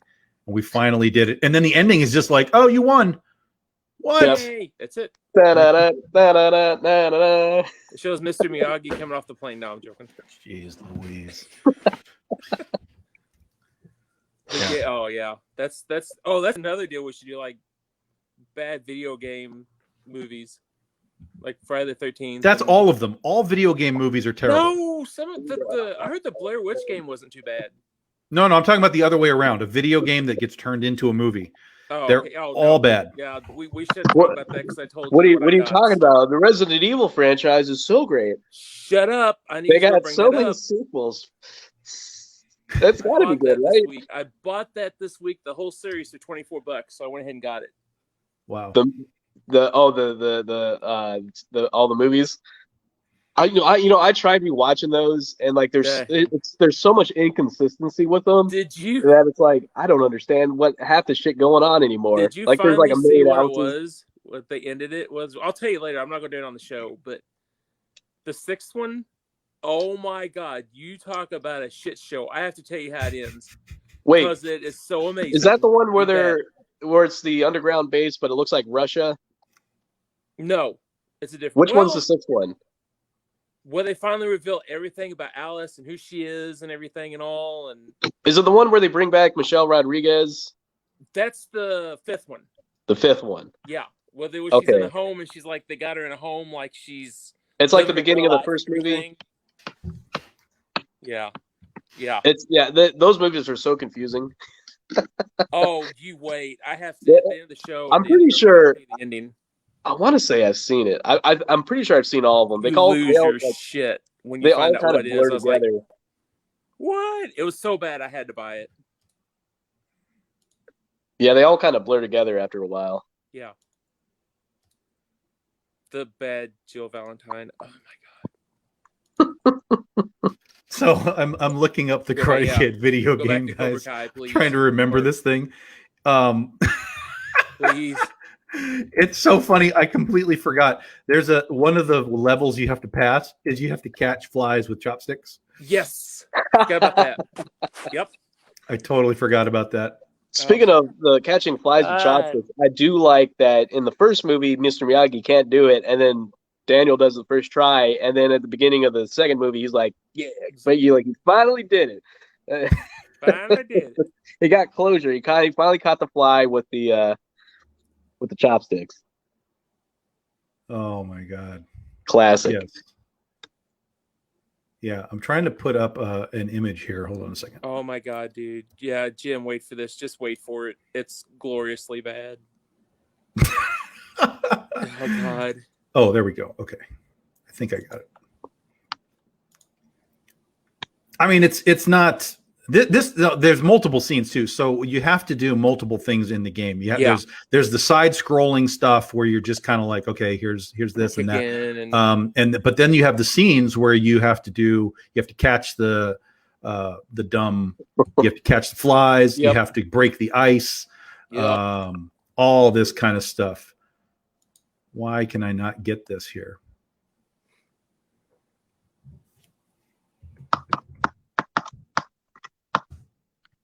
Oh, because I'm saving it in the wrong folder. Dumbass. Yeah. Dumbass. Dumas. Yeah. So here we go. Okay.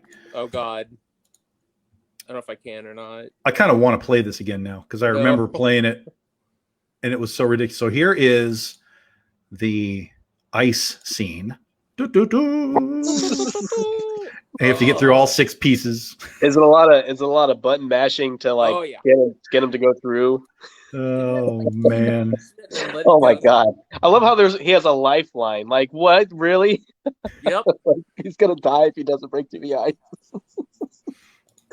Wow! You had to push like both of them really quick, and then like hold them down, then let them go, and that's what measured the pua. Yes. Here is the flies, catching flies. It's so stupid. It's the same background and everything. They just add a new layer. And I love the likeness. I'm gonna program this game. Exactly. What the fuck is this? Oh my God. Well, I mean that's uncanny. And then here's what and basically this is just your standard side scrolling thing. This is a good portion of the game. You just have to run around and kick people. Oh my God. And then at one point there's the storm, so you're running through the storm and you have to avoid stuff that's like flying at you. You know, like there's birds flying around and stuff. Oh no. So yeah, there's just some movies that shouldn't be made into games because like you're gonna get stupid levels like catching the fly or running through a storm. So stupid. Oh my God. That's Okay, and Nintendo.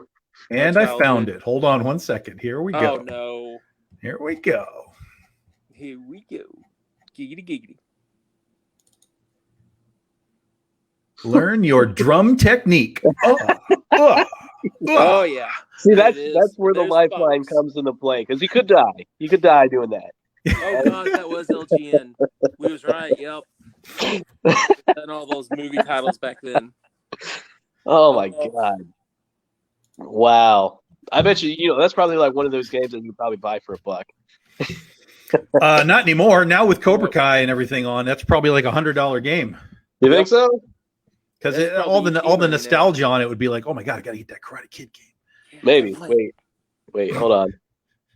You gonna look it up? I'm looking it up right now. Oh, geez, look at eBay. $12.99, $15.99, or $14.99. Oh, there's one still in the box for $5,000. Oh, yeah. Oh, there you go. Get that one. Go ahead and get that one. That way you'll make sure it works. There's one. They did a Cobra Kai game for the Nintendo Switch. What? Cobra Kai, the Karate Kid saga continues. No, it doesn't. It's not the Karate Kid. It's the Cobra Kai. It's completely different. Yeah, you can get it for $15. I don't know if it's gonna work though. That's the problem when you buy those games on eBay. You never know. Yeah, like they say it's tested. Say it's tested, but but also at the end of the day, you're playing. Hey, all you got to do is blow on it, and it'll be fine. No, that's not how it works. You have to No. You take a cotton swab with alcohol and you clean. Yeah, you have to do that first. Or if you blow on it, don't work. You do that cotton swab with alcohol thing. They've said that blowing on it doesn't work. I don't know why I know so much about video games. Cleaning. Also, did you know that it's better to lick a CD if it's messing up? Like when it's in the CD player, it's better to lick it and then put it back in than it is to actually clean it. You just lick it. I'm good. Someone told me that once, and I believed them. Here we go. Here's one of the big scenes, and you get a little Miyagi. There's Miyagi in the background as you fight all of Sato's minions. Oh my god! See that? I mean, that level makes sense. So yeah, that makes a lot more sense than the catching the flies. Wow. Does it? Wow. Clearly, that game was made before they did part 3, because I bet you part 3 would have been like, climb up this cliff. Oh, they would have lost their minds. It would have been like, hey, we're rappelling down Devil's Chasm, and we got to catch the tree. Oh my god, hold the tree. The rocks, catch the bonsai trees. Yeah. Can you imagine being Mr. Miyagi and like fucking LaRusso shows up? Like he's at the shop, he's just taking care of shit. LaRusso shows up with the bonsai tree. He's like, motherfucker, you know how hard it was to fucking get down there and fucking plant that? And I bet you Mr. Miyagi did not have the same equipment to get down there that fucking LaRusso had. So he's like, I don't want to fucking go all the way back down there and replant that shit. And I bet you that'd been like part of the game. If it was part of the game, you'd had to like trim the bonsai tree. Oh my god. Yes. Okay, I feel like we just created an app right here. It's the bonsai app where you make your bonsai trees. We could make millions. If it's got strong roots, it'll heal itself over time. We could make billions. Strong root. Strong root, Danielson.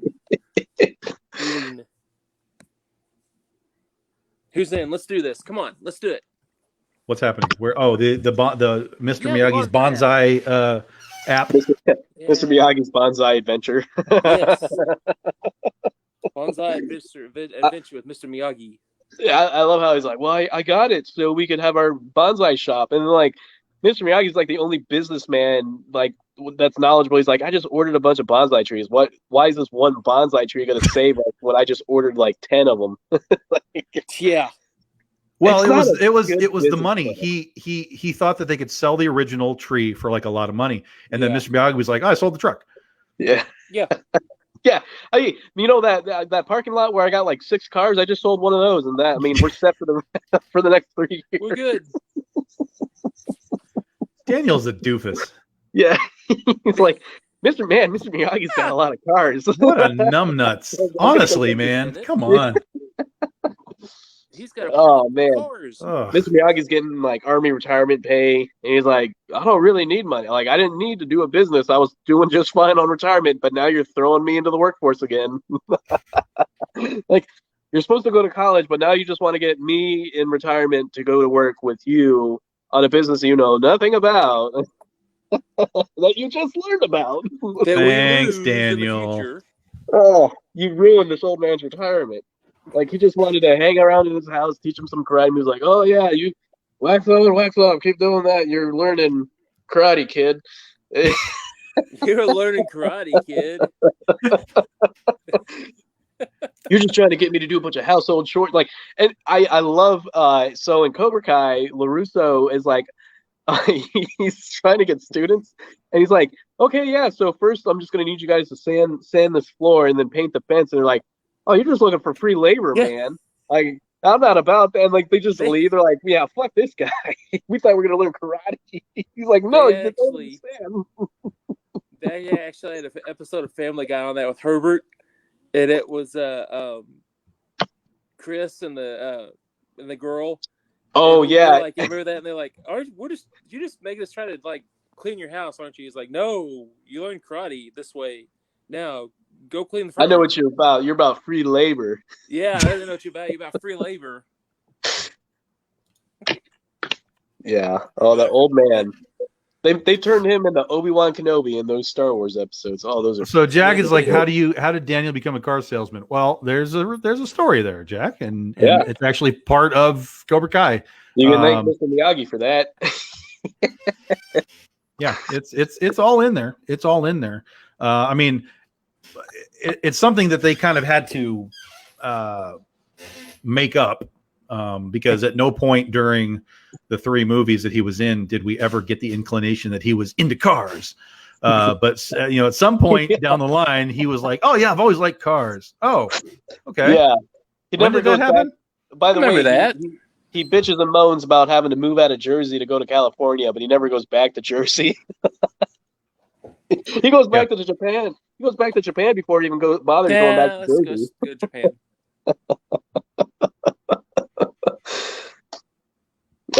LaRusso. Storytelling, 80s storytelling. Oh, he's like, how did you become a car salesman? Because just a dumbass. Yeah, I mean, whatever.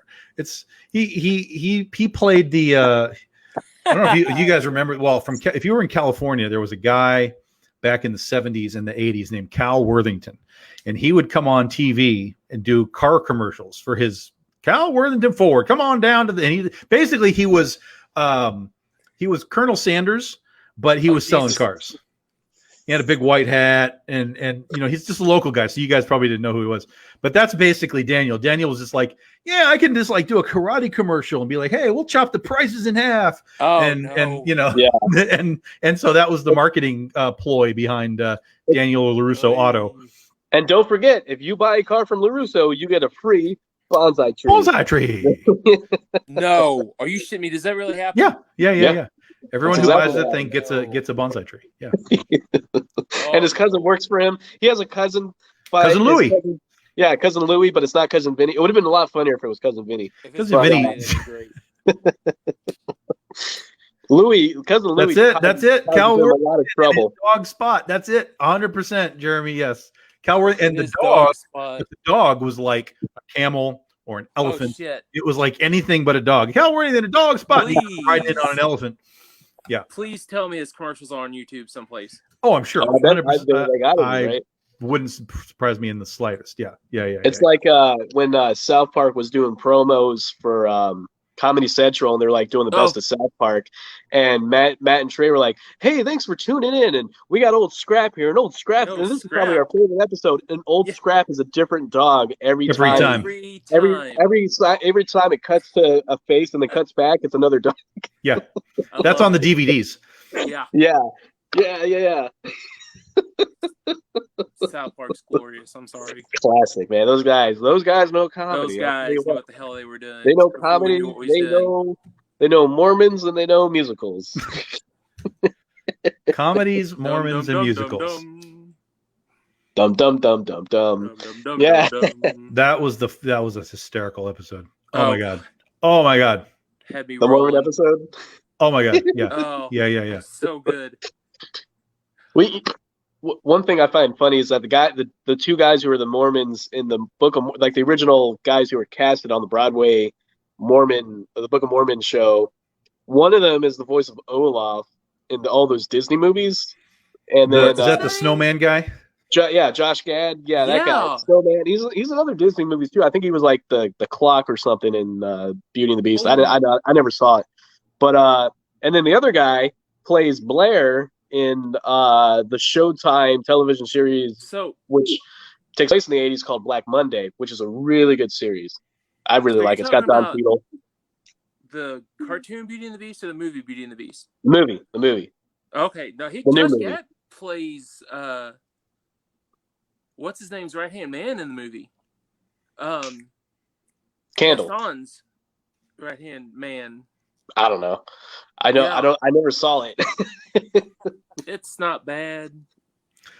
I think I only know that guy. I mean, I've seen Frozen, God help me, but he's in that movie with Kevin Hart, The Wedding Ringer. I don't know that one either. I think the only thing that I really know him from actually is Pixels. Who's he in Pixels? He was he in Pixels? Just a dude. Yeah. He was the dude that fell. He was one of the guys that was one of the arcaders. Just one of the arcade guys. He fell in love with the Valkyrie girl. And yes. That's right. Okay. Yeah. That's him. I own this movie because I thought I was renting it, and then I bought the movie. Oh, I have the steelbook. Yeah. You have the steel. Don't tell me you have a steelbook. God damn it. Yeah. Of course I do. What's his name? What's his name? Peter Dinklage's character in that movie is based off the King of Kong, who was later announced as a cheater. Yep. Yeah. That was the cheater. What's his name? Billy something. He was a big arcade guy. Like he had a lot of world records, and they're like, "Hey, this guy's a cheater," and they're like, "What?" And then like, yep. King of Kong. Who was that guy? Wasn't there like a huge documentary like on Netflix about him or something? Yeah, I don't know if it was on Netflix, but there's been episode things, documentaries. They did a documentary, The King of Kong, A Fistful of Quarters. Yes, that was about him. What's his name? His name is Robert Paulson. No, there's a Fight Club reference for you. There you go. Billy Mitchell. That's his name. Oh, Billy Mitchell. Yeah. Yep. Yeah, that guy. So they based Peter Dinklage's character off Billy Mitchell in that, because Billy Mitchell and Peter Dinklage's character in that movie is also a cheater because he's got the sunglasses with the codes. With the code, yep. How did he get there so fast? Like, you use the cheat code. But because I did watch so a couple of years ago they did a documentary on the scandal that he was a part of, and like they're like because they film the guys playing the games and it goes on for hours, like 3 days worth of these guys in these arcade games, and they're like, there, right there, see that where it goes, where like there's like a little flash, that's not in the original game, that's part of a mod, and it's like, how the fuck are these? What the fuck? I wouldn't. If you were to ask me to do an investigation on it, I'd be like, it looked like a fair game. He won. Give him the record. Does it really matter? Like, what do you get? You get nothing. You get nothing when you get the record. You literally get to go in a book. Maybe. You get reputation. You get the street rep. I played Galaga for 37 hours, and now I have the highest score in the world, and I landed in my basement with my parents. But if you watch Pixels, obviously he got the girls. So obviously you want that record. Well, she turns into Cubert, and then it's like because they have the Cubert babies at the end. It's like I could see why she turned into Cubert at that moment. Like, we know what that nose is for. Nobody knows. It's such a sick movie. I'm gonna watch that tonight. I'm gonna watch the Hot Tub Time Machine and Pixels. Every time it's on there, I watch it, and it pisses me off. Wait, why does it piss you off? I don't want to like it, but I do.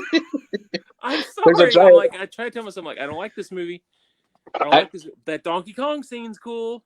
You cannot be honest to yourself and not like Pixels.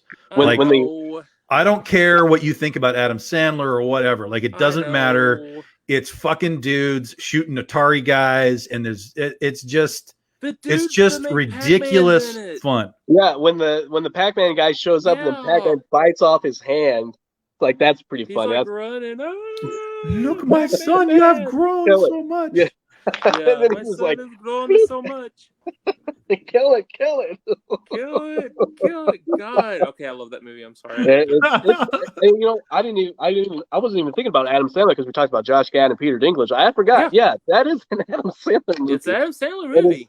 But it's not really it's not your typical Adam Sandler movie. Okay. It's well-casted. Somebody take 5 seconds and look that up real quick and see who made that movie. Because I got a feeling what's going to happen is we're going to look this up, and it's somebody we really like that made it. You mean the writer? Oh, it's the guys who created Cobra Kai. Just who made Chris Columbus directed it.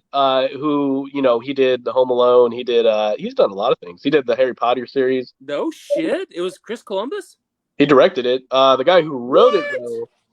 The guy who wrote it wrote.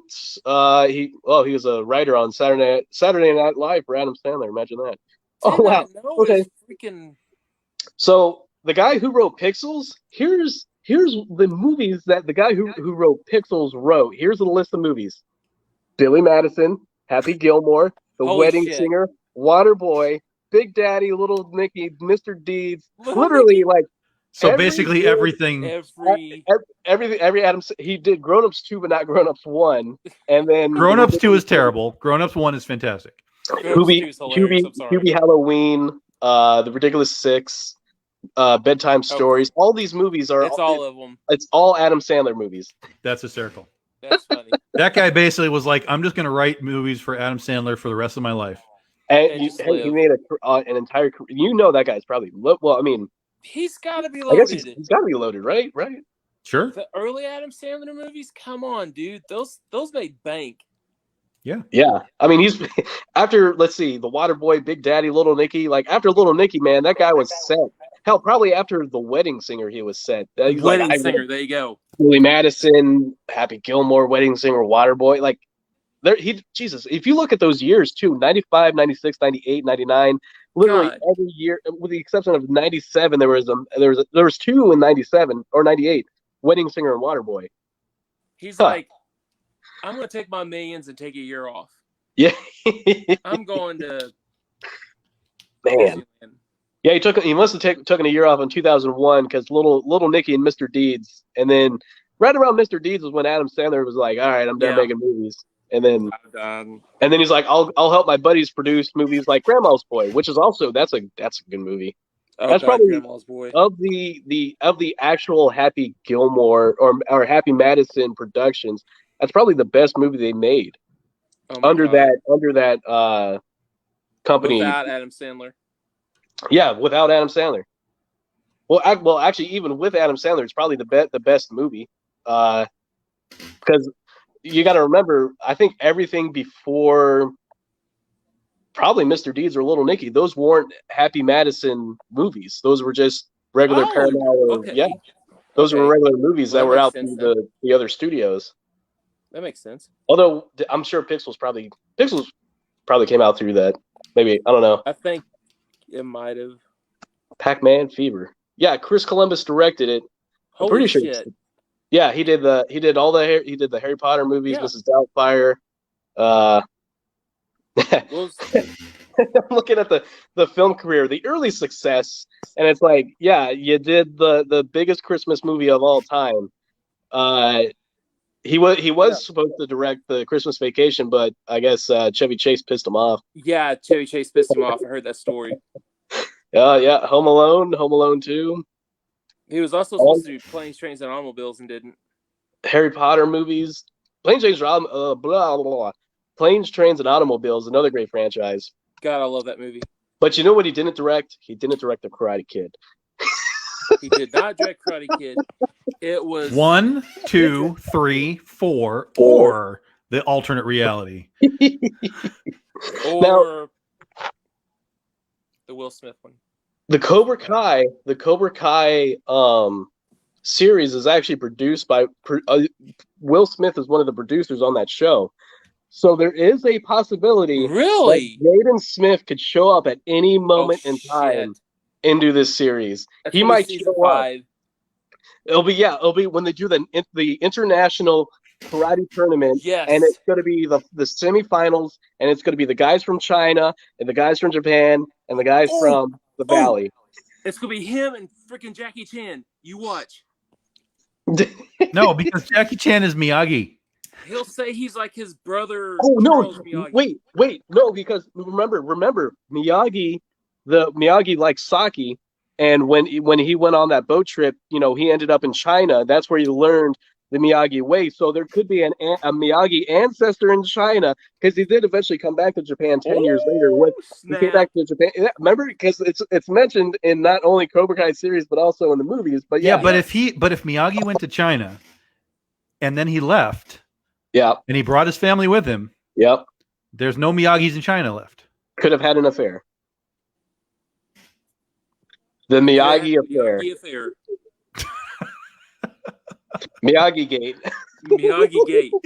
It could have been. We have opened the wrong door. We have opened the wrong door. And that's how you get Jackie Chan, Mr. Miyagi. Trust me, it could have been a family disgrace, and they tried to hide it. It was the dumpster Miyagi baby. Oh my god! Oh my god! See why I draw now? I don't write. This is why I draw. Or what happens is when Miyagi goes back to Japan and he tells his family, the other Miyagis in Japan, about the trip, and one of the brothers of Miyagi goes, "Well, China just sounds like a lot of fun," and then he just moves to China. Yeah. After learning from Miyagi the Chinese stuff, and then goes to China, and then there we go. There we go. And then he's like, you know what? We'll just forget him because he decided to go back to China. And it's Jackie Chan. It's all connected. It all makes sense. It's all the same universe. So, oh my god. So what if? So let's take this to another ridiculous. Oh God, thing, here we go. okay? Yes, speculation. So Allie, we knew Allie came from money, right? Yep.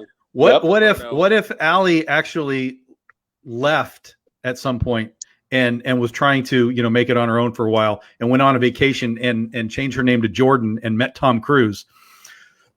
So why can't we have Tom Cruise show up at her house and be like, I'm looking for Jordan. Where the hell is Jordan?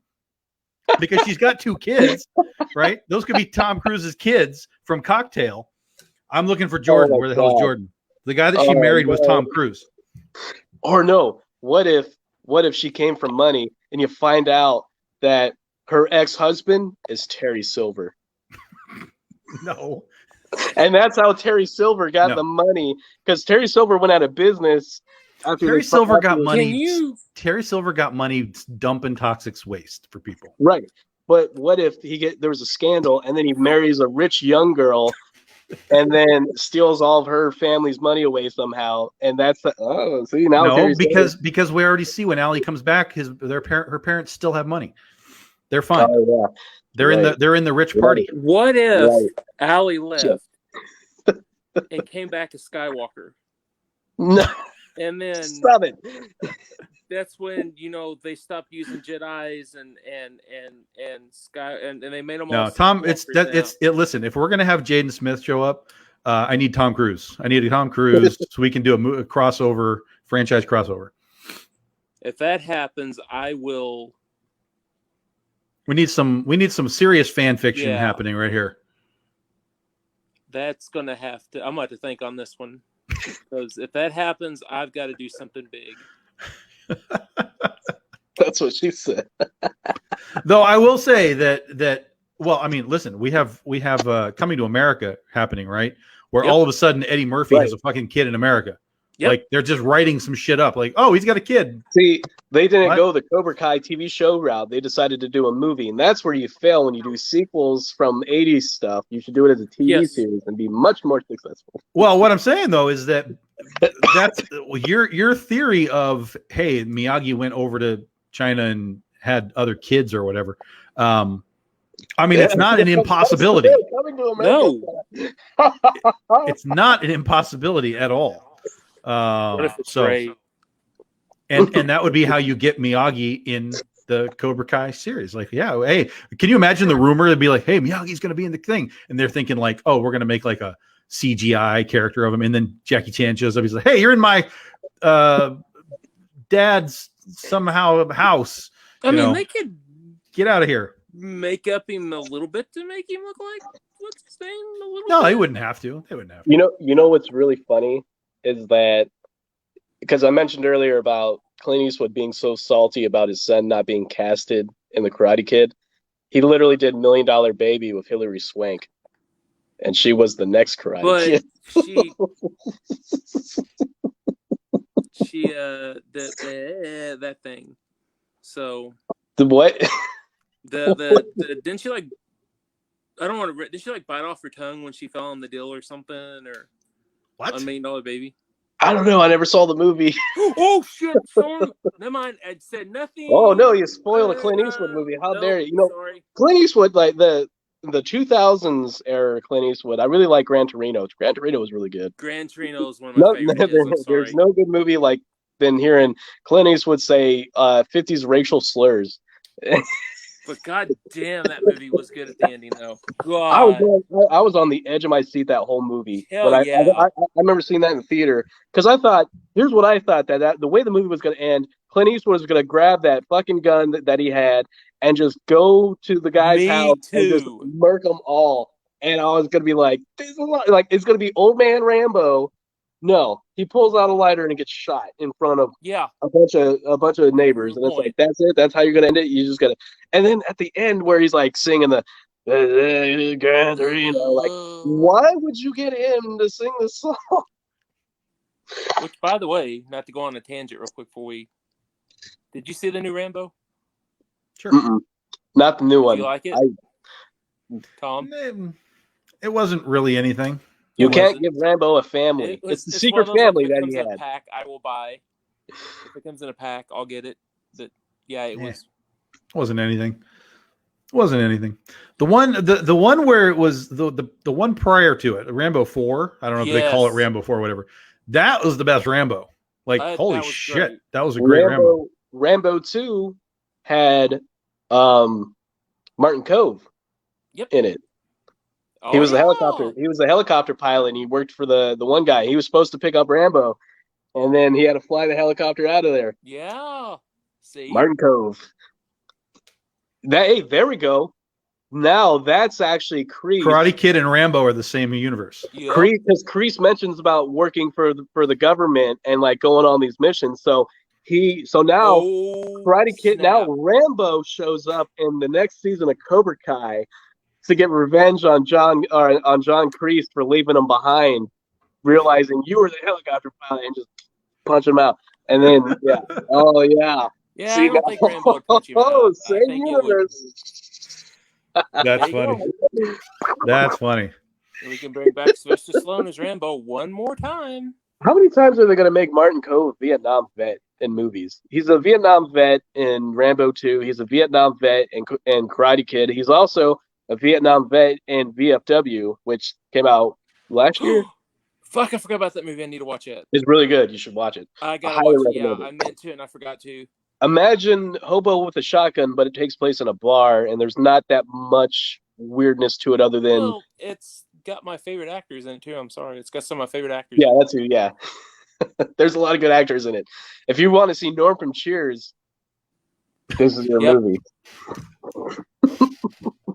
One person says Norm, and that's it. And they lose a whole episode of Johnny and Daniel try to interpret what Rambo is muttering. Oh, that's good. Who said that? That's amazing. Because I can't see comments. And then that's goddamn amazing. Yeah. So guys, we have done another 2 hours of ridiculousness here. Next week we're gonna take the week off, folks. I'm gonna be traveling. We got the Super Bowl happening and so on. So we're gonna take a week off. We're gonna figure out what we're gonna do for the next show, and then we'll let you know. But we're gonna skip next week. So thanks for hanging out with us. And episode 9 will be coming around in 2 weeks. Episode 9, Jason Goes to Hell once again. The final Sunday. The final Jason episode. Yeah. and Adam Marcus will once again be our guest. No. We'll have, that'd be fun though.